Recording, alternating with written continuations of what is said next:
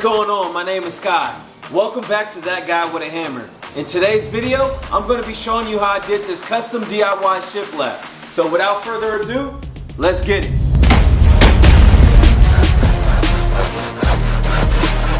After remodeling our kitchen, we really liked the way the shiplap turned out on the ceiling. The only problem was, it was too expensive. So after doing some research, thanks to YouTube, we came up with a solution of our own for a cheaper way of doing shiplap.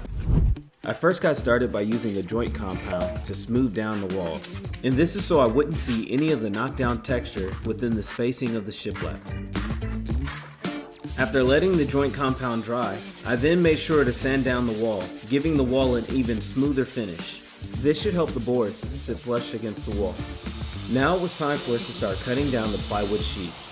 The plywood we used was 4 feet wide by 8 feet long and 5 millimeters thick. Because we like the look of a wider shiplap, we decided to cut the sheets into 8-inch strips. Normally I would measure out the height of the wall and then start the shiplap from the center point of that measurement. But since my ceilings are vaulted, I decided to start the shiplap at my own desired height. The use of this laser level will ensure that each board will be installed level. Now it was finally time to start installing the shiplap boards.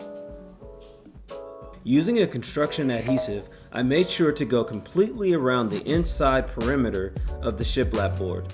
This will ensure that the board will completely stick to the wall, giving it a more secure and sturdy feeling. I know I've already said it, but I'm saying it again. The use of this laser level is extremely important. You really want to make sure that the first row of boards go on level. This will ensure that the rest of the boards are also level when installed onto the wall. For a bit more stability, I will use a stud finder to nail the boards directly into a stud. The spacing of the shiplap within our kitchen is about 2 nickels thick, so we'll do the same for this one. Using electrical tape and nickels, we'll tape 2 nickels together, making sure that the electrical tape only covers about half of the nickel. We'll then use these nickels to create the gap between each board. Using the nickels we taped together as spacers, we'll now stack the shiplap boards on top of each other. But also, since we knew we wanted the shiplap board to wrap around the corner and continue down the hall, we decided to line each shiplap board up with the corner edge of this wall.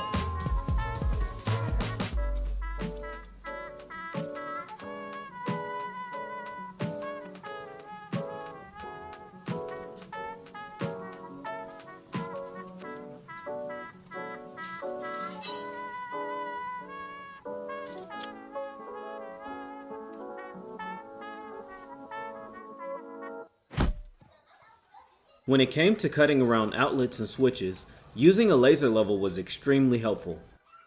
After using our spacers, or nickels, to get the board in the exact place it needed to be, I would trace around the outlet box with the help of the laser level.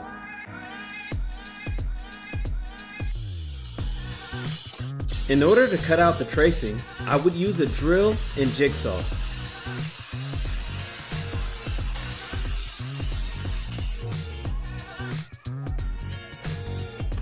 I should have mentioned this sooner.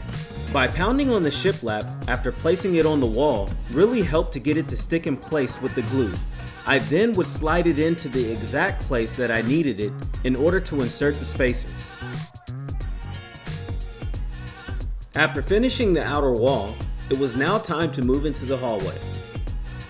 Remember, when putting your first piece of shiplap on the wall, it's important to use a laser level.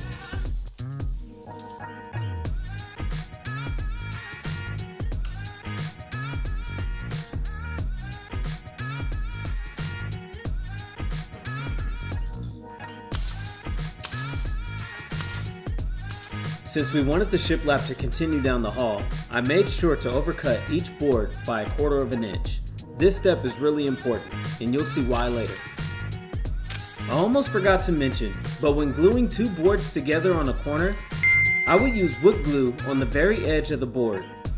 This will ensure that the 2 boards will stick together.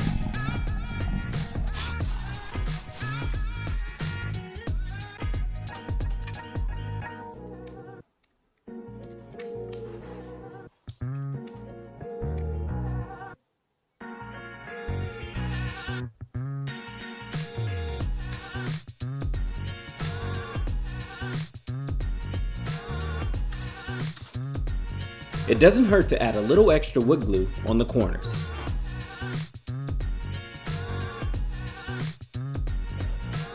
With the use of a contour gauge and jigsaw, it really helped with making difficult cuts like this.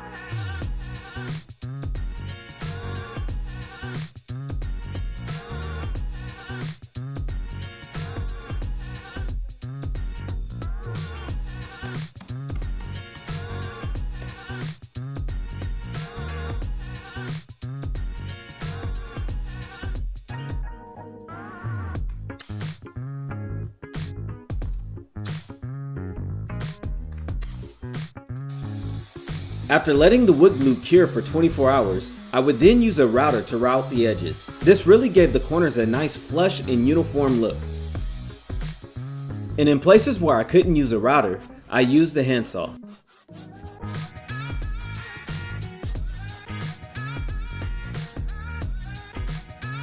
Wood putty came in handy when it was time to fill the nail holes, seams, and corners.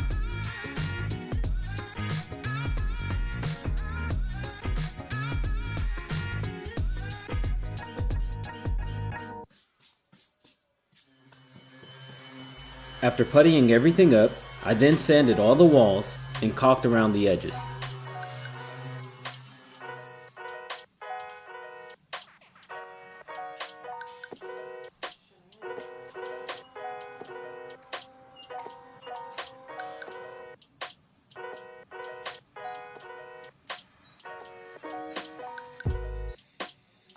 After painting the shiplap, it was now time to start installing the trim. I first got started by tracing a line 1/4 of an inch back off of the inner part of the door jamb. This line will be used as a guide to install the trim around the door. The shiplap made the wall slightly thicker, so in order to get the trim to lay right, I knew I had to bring the thickness of the door jamb out just as far as the wall. So using the line that I made earlier, with leftover pieces of shiplap, I went around the door jamb.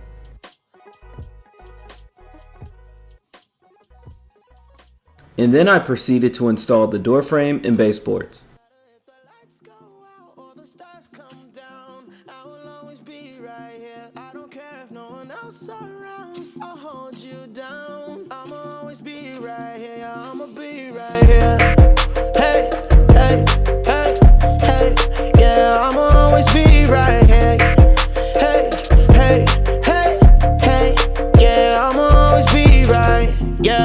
Me and you and I, nobody's perfect, but we align. I swear that what we have is different. You my light in the dark, you the difference.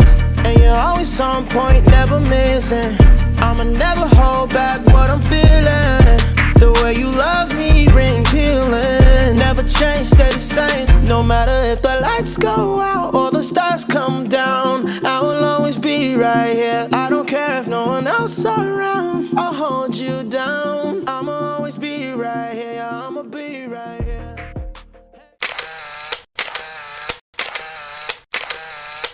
Whoa, yeah, buddy, we gon' keep talking cold, and I hang with a few, cause the most do the most. Wine bottles on the table, get the chairs and a toast, cause we didn't save ourselves, it was God as our boast.